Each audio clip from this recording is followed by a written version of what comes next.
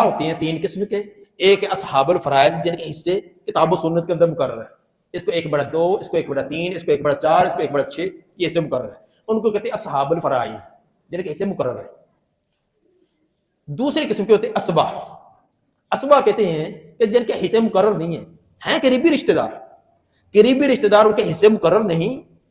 مقرر حصے دینے کے بعد جن کے مقرر ان کو دینے کے بعد جو بچے کا وہ سارا ان کو ملتا ہے. اس کو کہتے ہیں اسبا.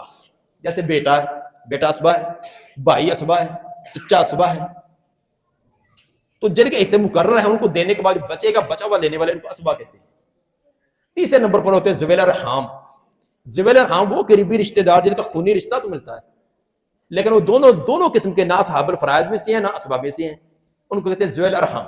جیسے نواسی، نواسا، نانا، پھوپھی، خالہ، ماموں، یہ سارے کے سارے ذویل ارحام ہیں.